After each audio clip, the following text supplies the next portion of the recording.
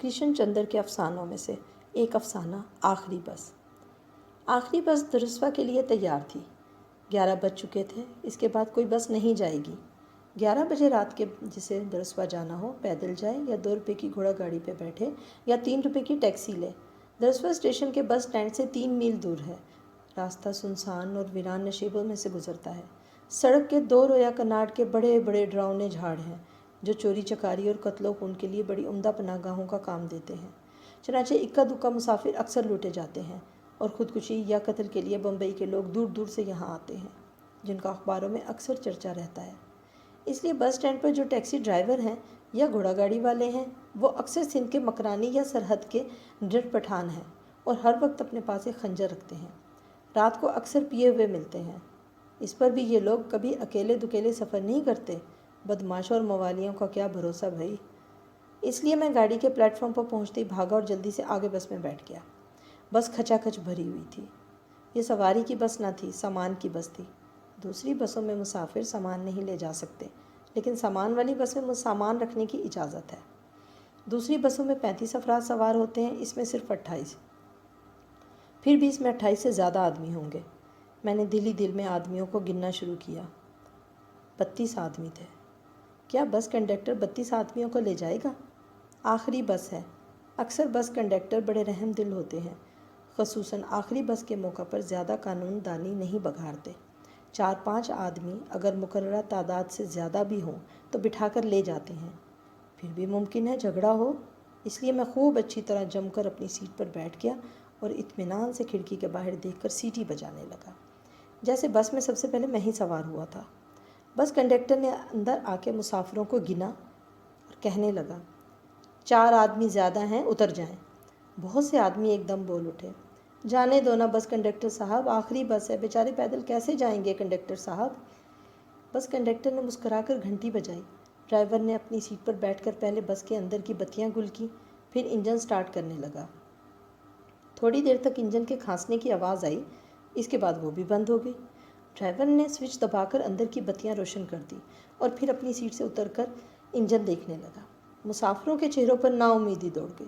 بس کنڈکٹر نے تسلی دیتے ہوئے کہا، ابھی 5 منٹ میں سب ٹھیک ہو جائے گا۔ یہ کہہ کر وہ بھی بس سے اتر کر ڈرائیور کے پاس چلا گیا۔ میں نے ادھر ادھر نظر دوڑائی۔ میری طرح بہت سے مسافر بھی 11 بجے والی بس پکڑتے ہیں، اس لیے اکثر جانے پہچانے چہرے لگے۔ ان میں ڈاکٹر کامتا پرساد کا چہرہ تھا۔ گول مٹول چہرے پر ایک کمزور سی ٹھوڑی ایک ڈھیلے سوئچ کی طرح لٹک رہی تھی۔ چہرہ مایوس اور تھکا تھکا سا تھا۔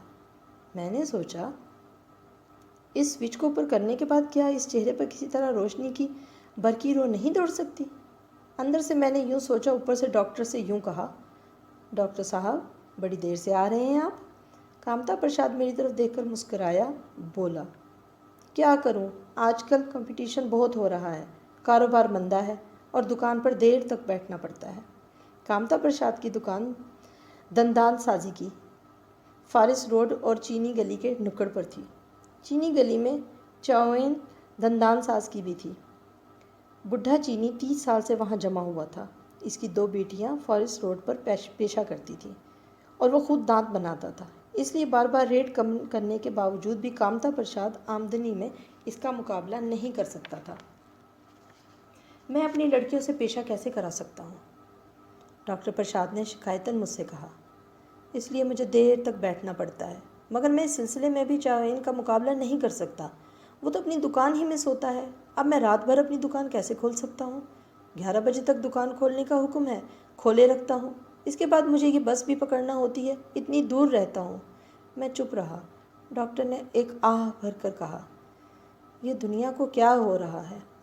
کامتا پرساد کی ٹھوڑی کا سوئچ اور بھی نیچے لٹک گیا اور میرا جی چاہا کہ اس سوئچ کو اوپر نیچے ہلا کے دیکھوں کہ کہیں پر زندگی کا کنیکشن بھی ہوتا ہے کہ نہیں، مگر پھر یہ سوچ کے رہ گیا، آخری بس ہے، مجھے بہت دور جانا ہے، آخری بس اسٹینڈ سے آگے 15 منٹ تک پیدل چلنا ہے، اور میں کوئی الیکٹرک کمپنی یا مکینک تو ہوں نہیں کہ یہ ڈھیلے ڈھالے سوئچوں کو دبا کر ٹھیک کرتا رہوں۔ جہنم میں جائے ڈاکٹر۔ ڈاکٹر نے میری طرف دیکھ کر بڑے مایوس لہجے میں کہا، اب تو دن بھر بیٹھے رہو تو بھی گاہک نہیں آتا۔ ہاں، رات کو جب فارس روڈ کی گلیوں میں بحری ملاحوں کے ٹولے آنے لگتے ہیں تو اکثر لڑائی دنگا ہو جاتا ہے، کسی کا دانت بھی ٹوٹ جاتا ہے۔ بس یوں سمجھیے کہ عین موقع پر لوگ دانت نکلوانے یا بنوانے آ جاتے ہیں۔ بس دکان کیا ہے، فرسٹ ایڈ کا اڈا ہے۔ اب تو میں نے فارس روڈ کے ایک موالی کو کمیشن دے کر راضی کر لیا ہے کہ وہ ٹوٹے ہوئے دانتوں کے سارے کیس مجھے بھجوا دیا کرے، اس پر بھی گزارا نہیں ہوتا۔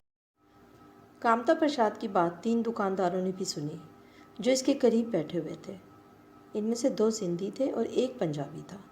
بات چیت سے معلوم ہوا کہ تینوں کی دکانیں ایک دوسرے کے آس پاس واقع تھیں۔ تینوں رو رہے تھے، کاروبار کو کیا ہو گیا ہے، صبح سے بونی ہی نہیں ہوئی، شام کو 2 روپے کمائے، بس 2 روپے۔ وہ تینوں مکھن لال مٹھائی والے کی دکان کے شاکی تھے، گاہک کو ادھر آنے ہی نہیں دیتا، کم بخت وہیں نکڑ پر سنبھال لیتا ہے، ہم منہ دیکھتے رہ جاتے ہیں۔ جب اس کی اچھی مٹھائی ساری بک جاتی ہے تو گاہک کہیں ہماری طرف آتا ہے، جی چاہتا ہے سالے کی دکان کو آگ لگا دوں۔ آج صبح سے کل 12 آنے کمائے ہیں، اب اس میں گھر کیسے چلے گا؟ اس کے بعد لوگ بٹوارے کی باتیں کرنے لگے۔ گھر جو وہ کراچی میں چھوڑ آئے تھے، کھانا جو لاہور میں تھا، ہوئے وہ دودھ، وہ گھی، وہ آب و ہوا۔ ہماری گورنمنٹ ریفیوجیوں کے لیے کچھ نہیں کرتی، مگر پاکستان والے، بھائی کچھ بھی کہو، ان مسلمانوں میں بڑا ایکا ہے۔ وہ لوگ باتیں کر رہے تھے۔ میں نے نظر گھمائی، کھڑکی سے ٹیک لگائے۔ بیکل ایم اے ایڈیٹر فلم روز تھا۔ اس کا سوکھا بھوکا پتلا سرخ چہرہ بھنگ کے نشے میں سب کو گھورتا ہوا معلوم ہوتا تھا۔ یکایک اس نے فلم روز کی فائل پر ہاتھ مار کر کہا، ہر روز دیر ہو جاتی ہے، ہر روز اسی طرح دیر ہو جاتی ہے۔ 8-10 گھنٹے فلم روز کے دفتر کام کرو، جین صاحب کی جھڑکیاں سنو، پھر 1.5 گھنٹہ بس کا انتظار کرو، یہاں پہنچو تو بس خراب ہو جاتی ہے۔ یہ کیا انتظام ہے، کیا سلیقہ ہے، کیا سراج ہے؟ ایسٹ کمپنی کو تالا لگا دینا چاہیے۔ بس کمپنی کا ایک ورکر بھی بس میں بیٹھا ہوا تھا، رومال میں آم باندھے گھر لے جا رہا تھا۔ وہ غصے میں تاؤ کھا کے بولا، کیا بکتے ہو؟ بیکل ایم اے نے فلم روز کی فائل پر ہاتھ مار کر کہا، تالا لگا دو، میں کہتا ہوں بس کمپنی کو تالا لگا دو۔ کیوں تالا لگا دو؟ ورکر بولا۔ اس لیے کہ انجن کبھی کبھار خراب ہو جاتا ہے، اس میں کمپنی کا کیا قصور ہے؟ کمپنی کا قصور نہیں تو پھر تمہارا قصور ہوگا۔ جب سے تم ورکروں نے یونین بنائی ہے تمہارا دماغ خراب ہو گیا ہے، میں اچھی طرح جانتا ہوں، بیکل ایم اے بولا۔ کیا سمجھتے ہو؟ ورکر غصے میں بولا۔ تم لوگ ہڑتال کرتے ہو، ڈبل بھتہ مانگتے ہو، مہنگائی الاؤنس مانگتے ہو، کہاں سے روپیہ آتا ہے؟ ہماری جیبوں میں سے جاتا ہے، غریب پبلک کی جیب سے جاتا ہے۔ تم مزدور لوگ مزے کرتے ہو، مڈل کلاس بھوکی مرتی ہے۔ بیکل ایم اے بڑے مزے سے بھنگ کی ترنگ میں کہہ رہا تھا۔ بہت سے سفید پوش بابو لوگوں نے اس کی ہاں میں ہاں ملائی۔ ان میں کچھ چہرے میں بھی پہچانتا تھا۔ سیٹھ حاجی داؤد ٹھیکیدار تھے، جنہیں جوہو پر بلڈنگیں بنانے کا ٹھیکہ ملا تھا۔ ان میں جے شاہ تو بھارت کا اسسٹنٹ ایڈیٹر تھا، جو اپنی بیوی کے ساتھ پکچر دیکھنے کے بعد واپس آ رہا تھا۔ ان میں ملیالی کرسچن جان تھا، جو بی اے پاس کرنے کے بعد بیکار تھا اور نوکری کی تلاش میں گھومتا رہتا تھا۔ اس کی سیاہ مونچھوں کے نیچے سفید دانت اکثر چمکتے دکھائی دیتے تھے، اس لیے اکثر اس کے چہرے سے پتہ نہیں چلتا تھا کہ وہ کب غصے میں اور کب مسکرا رہا ہے۔ ہاں دیکھو نا، ہم بی اے پاس ہوئے، ہم کو نوکری نہیں ملتا ہے، 2 سال سے نہیں ملتا ہے۔ یہ 4 جماعت پڑھ کر سالہ مزے کرتا ہے اور سوشلزم پکارتا ہے۔ ہماری طرح بھوکا رہے تو سالے کا سارا سوشلزم نکل جائے ایک دم۔ بس کمپنی کے ورکرز نے آستینیں چڑھا لی، لیکن اس کے قریب ریلوے کمپنی کا ایک مزدور بیٹھا ہوا تھا۔ اس کی نیلی مگر میلی کچیلی تیل کے چکنوں سے داغدار وردی کوئلے کے غبار سے اٹی ہوئی تھی۔ اس کے چہرے پر بھی کوئلے کی کالونچ تھی، جس کے اندر سے اس کی گہری آنکھوں کی روشنی ایک خوفناک سرخی کی طرح چمک جاتی تھی۔ لوگ اس کے کوئلے کے غبار سے بھرے ہوئے کپڑے دیکھ کر اس سے ذرا دور دور بیٹھنے کی کوشش کر رہے تھے۔ ریلوے کمپنی کے مزدور نے بس ورکر کو بازو سے پکڑ کر کہا، کیوں بیکار میں جھگڑا کرتے ہو؟ ان لوگوں کو ہماری حالت کیا معلوم؟ جانے دو، ابھی تھوڑی دیر میں بس چلے گی، ٹھنڈی ٹھنڈی ہوا چلے گی، پھر اس بابو کا دماغ بھی ٹھیک ہو جائے گا۔ تم کیا سمجھتے ہو میرا دماغ خراب ہے؟ ملیالی جان غصہ سے بولا۔ اس کے دانت ہونٹوں سے باہر نکل آئے، ایسا معلوم ہوتا تھا ابھی کہا مار کر ہنسنے لگے گا۔ ریلوے کمپنی کے مزدور کو ہنسی آ گئی، اس نے منہ پھیر لیا۔ جے شاہ نے اپنی بیوی سے کہا، بیٹی ڈیوس کی اداکاری تمہیں پسند آئی؟ بیوی نے شاہ کی آنکھوں میں آنکھیں ڈال دیں اور ہولے سے مسکرائی، جیسے ڈیوس کی اداکاری کو شراب کے گھونٹ کی طرح پی رہی ہو۔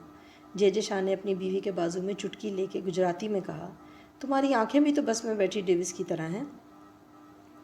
بیوی نے بڑی ادا سے اپنی آنکھیں مٹکائیں اور گجراتی میں اپنے خاوند سے کچھ کہا، جس کا مطلب غالباً یہ تھا، ہٹو پگلے۔ اس کے بعد مسافر ایک دم بس کمپنی کی شکایت کرنے لگے، یہ کیا مذاق ہے؟ کیا ہم لوگ رات کے 12 بجے گھر پہنچیں گے؟ کمپنی کو فوراً دوسری بس کا انتظام کرنا چاہیے، بلکہ ایک فالتو بس ہمیشہ اڈے پر کھڑی رکھنی چاہیے۔ سالے جنگلی لوگ ہیں، ان کو کچھ پتہ ہی نہیں۔ ایک مارواڑی بزنس مین سوئٹزرلینڈ کی بسوں کا ذکر کرنے لگا۔ جب میں سوئٹزرلینڈ میں تھا، لیکن اس کی آواز لوگوں کے شور و گل میں دب گئی، اور جب کنڈکٹر شور سن کر اندر داخل ہوا تو سب آوازیں ایک بھوکے کتے کی طرح اس پر جھپٹ پڑی۔ ہر ایک چہرہ وحشی اور خشونت آمیز نظر آ رہا تھا۔ دن کی تھکان اور گھٹن، مایوسی، محنت کی سوگواری اور بے مقصد انتظار کا اضمحلال اور غصہ اور جھنجھلاہٹ سے ہر چہرے پر رگیں اور شریانیں یوں بھر آئی تھیں جیسے سرے بازار کوئی حادثہ ہو جائے اور بجلی کے بہت سے تار ایک دوسرے میں الجھ کر گر پڑیں۔ ہر شخص اپنی ناکامی کے بخار میں تپ رہا تھا اور جھنجھلا کر اپنا غصہ کنڈکٹر پر اتار رہا تھا۔ کنڈکٹر بھی 8 گھنٹے کے مسلسل کھڑے رہنے والی ڈیوٹی سے اکتایا ہوا تھا۔ آوازیں سنتے ہی برس پڑا۔ تو میں نے کیا جان بوجھ کر بس روکی ہے؟ کیا میں اپنے گھر نہیں جانا چاہتا ہوں؟ کیا میرے بچے نہیں ہیں؟ کیا مجھے بھوک نہیں لگی ہوئی ہے؟ تم لوگ تو ابھی بھی اپنے گھروں کو پہنچ جاؤ گے۔ مجھے درسوا سے واپس کوالا یہ جانا ہوگا، یہاں سے 20 میل دور۔ اس کا بھی خیال ہے؟ سب اپنی اپنی ہانک رہے ہو۔ جے شاہ کو اس 2 ٹکے کے بس کنڈکٹر پر غصہ آیا، بس میں کھڑا ہو کر چلانے لگا، ہم ہانک رہے ہیں اور تم فرما رہے ہو؟ ابھی اپنے الفاظ واپس لو ورنہ اخبار میں خبر لوں گا۔ تم جانتے نہیں ہو میں کون ہوں؟ کون ہو؟ بس کنڈکٹر نے غصے سے پوچھا۔ بمبئی کے گورنر ہو؟ جے شاہ ہوں، نو بھارت کا ایڈیٹر، پبلک کا نمائندہ ہوں۔ تم نے ہماری بےزتی کی ہے، ہمیں کیا گدھا سمجھا ہے؟ الو، شٹ اپ! کنڈکٹر نے آگے بڑھ کر کہا، شٹ اپ! جے شاہ نے غصہ میں تھر تھر کانپتے ہوئے کہا۔ ریلوے کا مزدور دونوں کے بیچ میں آ گیا۔ اتنے میں 11:10 کی گاڑی آ گئی، اور جب ان لوگوں نے دیکھا کہ آخری بس ابھی تک اڈے پر کھڑی ہے تو وہ لوگ بھی بس کی طرف بھاگے۔ آ جاؤ، آ جاؤ! جنارکر کم والے نے اپنے ٹوکرے کو سیٹ کے نیچے دباتے ہوئے کہا۔ بس کنڈکٹر نے لوگوں کو روکنے کی کوشش کی، مگر لوگ اندر آتے ہی چلے گئے۔ اب بس کے لوگ کنڈکٹر سے بہت خفا تھے، اس لیے کسی نہ کسی طرح وہ سکڑ کر آنے والے لوگوں کو اندر جگہ دینے کی کوشش کر رہے تھے۔ تھوڑی دیر میں جہاں 32 آدمی تھے وہاں 42 آدمی بھرے ہوئے تھے۔ بس کنڈکٹر نے گاڑی سے اتر کر کہا، اب تو 28 سے اوپر ایک آدمی نہیں لے کر جاؤں گا، تمہیں سب آدمی لے جانے ہوں گے۔ شاہ چیخ کر بولا۔ ٹھیک ہے، ٹھیک ہے۔ جنارکر، آم، پسٹنجی، بھاجی والا اور مزدور بیکل ایم اے نے چلا کر شاہ کی ہاں میں ہاں ملائی۔ ریلوے کے مزدور نے جنارکر سے کہا، یہ کیا دمالی مچاتے ہو؟ 28 آدمیوں کی بس ہے، وہ 32 لے جا رہا ہے، اب تم دوسرے آدمیوں کو اندر آنے کی دعوت دیتے ہو؟ بس اتنا بوجھ کیسے لے جا سکتی ہے؟ عقل سے کام کرو۔ ہاں، ساری عقل تم میں بھری پڑی ہے۔ جنارکر آم والے نے بڑی نخوت سے مزدور کے گندے لباس کی طرف دیکھ کے کہا، اور گاڑی سے باہر کھڑی ہوئی ایک گورے رنگ کی سندھی عورت سے زور سے کہا، ماں تم بھی اندر آ جاؤ، یہ بس سب کو لے جائے گی۔ بہت سے لوگ ہنسنے لگے۔ بس کنڈکٹر دانت پیس کے رہ گیا، بولا، ابھی پولیس کو بتاتا ہوں۔ اتنا کہہ کر وہ قریب کے ایرانی ریسٹورانٹ میں پولیس کو ٹیلی فون کرنے چلا گیا۔ لانے دو پولیس کو! دربارہ سنگھ فلوٹیا جو شراب کے نشے میں دھت تھا بولا، ہم پولیس سے ڈرتے ہیں؟ بس والوں سے ڈرتے ہیں؟ پوچھ لو کسی سے۔ دربارہ سنگھ کسی سے نہیں ڈرتا۔ اس روز ہولی کے دن میں ایک مدراسی کے منہ پر رنگ مل دیا۔ سالہ بولا، ہم تم کو مارے گا، تو میں نے ڈانگ مار کر اس کا سر توڑ دیا۔ سالہ مدراسی بھاگ گیا۔ دوسرے دن پھر ملا، سر پر پٹی باندھے تھا۔ میں نے کہا، تم مدراسی ہیں، ہم دربارہ سنگھ ہیں، ہم تمہارا سر توڑ دے گا۔ پولیس کو بلاؤ، سب کے سامنے تمہارا سر توڑ دے گا۔ دربارہ سنگھ کی پگڑی اتری ہوئی تھی، اس کا چہرہ شراب سے سرخ تھا۔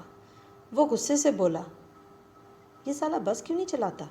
ایک آدمی دربارہ سنگھ سے کہا، وہ پولیس کو بلانے گیا ہے، بلا کے لائے۔ پولیس کو کیا، اپنے باپ کو بلا کے لائے، دربارہ سنگھ سب کا سر توڑ دے گا۔ اس دن وہ مدراسی۔ بہت سے لوگ دارا سنگھ کی تعریف کرنے لگے۔ بڑا جیدار آدمی ہے جی، بے خوف بے جگر، اکیلے ہی 10 آدمیوں کا مقابلہ کر سکتا ہے۔ دربارہ سنگھ نے خوش ہو کر کہا، پوچھ لو اس مدراسی سے، پوچھ لو۔ وہ بولا، تم ہم کو مارے گا؟ میں نے کہا، ہاں، ہم تم کو مارے گا، آج بھی مارا، کل بھی مارے گا۔ ہمارا نام دربارہ سنگھ فلوٹیا ہے، سارا بمبئی ہم سے ڈرتا ہے۔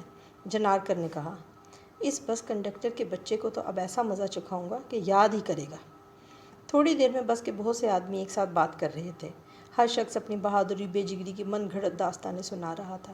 صرف ریلوے مزدور چپ بیٹھا تھا۔ لوگوں نے اس کی طرف زیادہ توجہ نہیں دی۔ میں نے بھی اس کی طرف زیادہ توجہ نہیں دی۔ میری نگاہ گورے رنگ کی بڈھی سندھی عورت پر تھی، جو واقعی کسی زمانے میں بڑی خوبصورت ہوگی۔ اس کے قریب ایک نو بیاہتا جوڑا بیٹھا تھا، جو دوسری گاڑی سے آیا تھا۔ وہ جوڑا دنیا مافیا سے بے نیاز ہو کے صرف ایک دوسرے کو دیکھنے میں مصروف تھا۔ میں بھی یکا یک بس کے سارے منظر کو بھول گیا۔ کیسی خوبصورتی تھی! 10 سال کے بعد ممبئی میں ایسی موہنی صورت دیکھنے کو ملی۔ اسے دیکھ کر میں بس سے اٹھ کر کہیں بہت دور چلا گیا اور میرے ذہن میں وہ پھول کھلنے لگے جو کبھی تیرے ہونٹ تھے، وہ نورس کلیاں جو تیری باتیں تھیں، وہ بوسے جو کبھی میرے تھے۔ کیا وہ جھرنا ابھی تک بہہ رہا ہے؟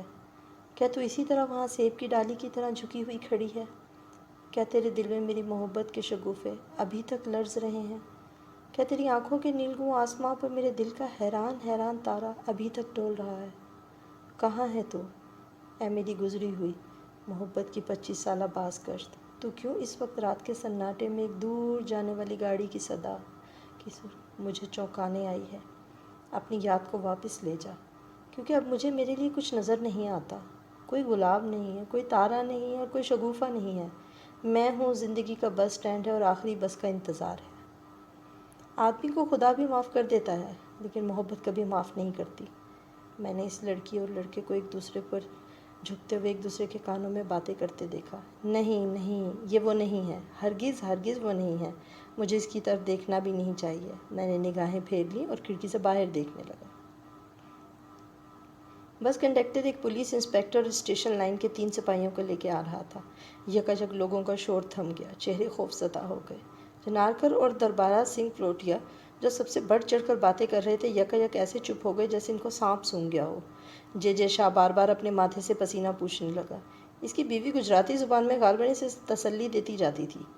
پولیس انسپکٹر نے آتے ہی گرج کر کہا، اتنے فالتو آدمی یہاں کیوں بیٹھے ہیں؟ نکالو ان سب کو۔ سب لوگ چپ چاپ بیٹھے رہے۔ ان میں سب سے زیادہ چپ دربارہ سنگھ فلوٹیا تھا۔ کون کون دیر سے آیا ہے؟ انسپکٹر نے سختی سے پوچھا۔ سب لوگ چپ رہے۔ انسپکٹر نے گھوم کر بس کنڈکٹر سے کہا، تم بتاؤ نا، اب میں کس کس کو نکالوں، کس کو رکھوں؟ بس کنڈکٹر نے جے شاہ کی طرف اشارہ کیا۔ یہ آدمی دیر سے آیا ہے۔ جے شاہ نے کانپتے ہوئے غصے سے کہا، جھوٹ بولتا ہے انسپکٹر صاحب، میں تو کب سے گاڑی میں بیٹھا ہوا ہوں، اپنی بیوی کے ساتھ پوچھ لو اس سے۔ اس نے اپنی بیوی کی طرف اشارہ کیا۔ انسپکٹر مسکرایا، بولا، تم نیچے آ جاؤ، مگر اگر نہیں چلے گی۔ مگر میرے ساتھ میری بیوی ہے، بیوی بولی، میں بس میں گھر پہنچ جاؤں گی، تم خواہ مخواہ جھگڑا مت کرو۔ جے شاہ نے گھور کر اپنی بیوی کی طرف دیکھا اور پھر آہستہ سے بولا، میں تو بھارت کا اخبار کا ایڈیٹر ہوں، میں پبلک کا نمائندہ ہوں، سمجھ لوں گا۔ پولیس انسپکٹر بولا، میں خود بہت تھکا ہوا ہوں، اب اپنی ڈیوٹی چھوڑ کے جانے والا تھا کہ یہ آ گیا۔ مجھے مت ستاؤ، جلدی جلدی بولو، کون دیر سے آیا تھا؟ بس کنڈکٹر نے جنار کا عام والے کی طرف دیکھ کر کہا، یہ بھی دیر سے آیا ہے؟ میں انسپکٹر صاحب، جنارکر گڑبڑا کر بولا، میں تو بس میں سب سے پہلے کھڑا تھا، بس ایک دم خالی تھا جب میں گھسا۔ باہر نکلو، پولیس انسپکٹر بولا۔ یہ دربارہ سنگھ؟ بس کنڈکٹر اور دربارہ سنگھ کا نام تک جانتا تھا۔ دربارہ سنگھ خاموشی سے اپنی پگڑی اور فلوٹ سنبھال کے اتر گیا۔ بس کنڈکٹر نے چاروں طرف گھور کے دیکھا، میرا رنگ فک ہو گیا، مگر میں کسی نہ کسی طرح مسکراتا رہا۔ بس کنڈکٹر نے آگے بڑھ کر پسٹن بھاجی والے کو اتار دیا۔ جب کنی لال دھوبی کو اتارنے لگا تو اسے بہت غصہ آیا۔ کنی لال دھوبی نے اسے سرزنش کرتے ہوئے آہستہ سے کہا، آنا کبھی ساتھ بنگلے کی طرف، تیری اچھی طرح سے تکہ بوٹی۔ بس کنڈکٹر نے گھبرا کر پولیس انسپکٹر کی طرف دیکھ کر شکایتاً کہا، سن لیجئے حضور، سن لیجئے، ابھی سے دھمکیاں دے رہا ہے۔ کیا کہا؟ پولیس انسپکٹر نے گھرش کر کہا۔ اس نے کنی لال کو شانے سے پکڑ لیا اور ایک سپاہی سے کہا، اسے تھانے لے جاؤ، ڈبل چارج مارو۔ نہیں حضور، نہیں حضور، میں تو آپ کا غلام ہوں۔ کنی لال گڑبڑانے لگا۔ بس کنڈکٹر پھر مجھے گھورنے لگا۔ میں اس کی طرف دیکھ کر مسکرایا اور اسے ہاتھ کے اشارے سے اپنی طرف بلایا۔ جب وہ میری طرف جھکا تو میں نے بھی اس کی طرف جھک کر بڑے رازدارانہ لہجے میں کہا، وہ جو آدمی کھڑکی کے ساتھ باہر دیکھ رہا ہے، میں نے ڈاکٹر کامتا پرساد کی طرف اشارہ کر کے کہا، وہ دوسری گاڑی سے آیا تھا۔ بس کنڈکٹر نے ڈاکٹر کامتا پرساد کے کندھے پر جھپٹا مار کر کہا، نکلو باہر۔ مگر میں سچ کہتا ہوں، میں سب سے پہلے، پوچھ لو اس سے۔ ڈاکٹر نے میری طرف اشارہ کر کے کہا۔ میں کھڑکی سے باہر دیکھ رہا تھا۔ اس لڑکی اور لڑکے کو نکالنے کی جرأت بس کنڈکٹر میں نہ تھی۔ وہ کئی بار ان کے پاس سے ہو کر چلا گیا، کئی بار وہ ان کے پاس آگے ٹھٹکا، رکا، پھر گھبرا کے آگے چلا گیا۔ کئی بار وہ محبت کے ساحل پر آ کر رکا، مگر وہ محبت ایسی والہانہ تھی، ایسی اپنے میں کھوئی ہوئی تھی، ایسی اس سے بیگانہ تھی، ایسی سرمستی میں سرشار تھی، دل کے دروازوں کو بند کر کے ایسی بے سود ہوئی پڑی تھی کہ بس کنڈکٹر اور دروازے کھٹکانے کی ہمت نہ پڑی۔ وہ چپ چاپ آگے بڑھ گیا اور دوسرے 2-4 آدمیوں کو باہر بھیجنے لگا۔ وہ لوگ اللہ بھگوان کی پیش کر رہے تھے، مگر بس کنڈکٹر کے کان بہرے ہو چکے تھے۔ اس وقت وہ صرف سمندر کا نغمہ سن رہا تھا۔ اب گنو۔ इंस्पेक्टर ने बस कंडक्टर से कहा। बस कंडक्टर ने मुसाफिर गिने। 29 मुसाफिर थे। मुझे तो अब वो किस तरह ना निकाल सकता था। मेरे और इसके दरमियान मीर जाफ़र का रिश्ता कायम हो चुका था। बस वही गोरे रंग की सिंधी औरत रह गई थी जो वाकई देर से आई थी, और वो वाकई हमेशा देर से आती थी। इसे अड्डे पर सब जानते थे। ये बुढ़िया एक नाइट स्कूल में गरीब उस्तानी थी और सबसे आखिर में बस स्टैंड पर पहुंचती थी। इसके पास हमेशा एक बड़ा थैला होता जिसमें आलू, टमाटर, प्याज और दूसरी तरकारियां भरी होती। वो बेवा थी और हमेशा सफ़ेद कपड़े पहनती थी जिस पर अक्सर पैबंद लगे होते थे। बस कंडक्टर ने बादल नखास्ता इससे कहा, तुम भी उतर जाओ माँ जी। फिर मैं इस वक्त कहाँ जाऊँगी, कैसे घर पहुँचूँगी? पुलिस इंस्पेक्टर ने कहा, मैं क्या कर सकता हूँ, ये म्यूनसिपल कमेटी का हुक्म है। मगर बच्चा, मेरे पास टैक्सी के पैसे नहीं हैं, मैं 3 मील पैदल कैसे चल सकती हूँ? रात के 12 बजे हैं, मुझे जाने दो, मैं तुम्हारे पाँव पड़ती हूँ। वो पुलिस इंस्पेक्टर के पाँव छूने लगी। पुलिस इंस्पेक्टर ने जल्दी से पाँव परे हटाते हुए कहा, मैं मजबूर हूँ, मैं कुछ नहीं कर सकता। बस कंडक्टर ने शिकायत की, मैं 28 से ज़्यादा आदमियों को इसमें सवार नहीं होने दूंगा, तुम नीचे उतर जाओ, भगवान के लिए मुझे जाने दो। बुढ़िया गड़गड़ाने लगी, मैं 10 बजे नाइट स्कूल से फारिग होती हूँ, 11 बजे यहाँ पहुँचती हूँ, अभी घर जाके अपना खाना बनाऊँगी, एक बेवा पर तरस खाओ। बुढ़िया रोने लगी। पुलिस इंस्पेक्टर ने बस में बैठे हुए आदमियों की तरफ देख के कहा, अगर आप में से कोई एक आदमी उतर जाए और इस औरत को जाने दे तो मुझे इसमें कोई एतराज़ ना होगा। कोई अपनी सीट से नहीं हिला, ना हाजी दाऊद, ना बेकल अहमद, ना वो मारवाड़ी जो स्विट्ज़रलैंड से होके आया था, ना वो सिंधी दुकानदार। गाड़ी में सब लोग इत्मीनान से बैठे रहे और खिड़कियों से बाहर देखने लगे, जैसे पुलिस इंस्पेक्टर ने इन्हें नहीं खला में किसी और से मुखातिब होकर कहा है। आखिर सबको घर जाना था। पुलिस इंस्पेक्टर ने बुढ़िया से कहा, कोई नहीं उठेगा, तुम्हें नीचे उतरना ही पड़ेगा। बुढ़ी से सिसकियाँ लेते लेते अपने झोले को संभाला और चारों तरफ बस के बेरहम मुसाफिरों की तरफ देखा और फिर मुड़कर आहिस्ता आहिस्ता बस के बाहर जाने लगी।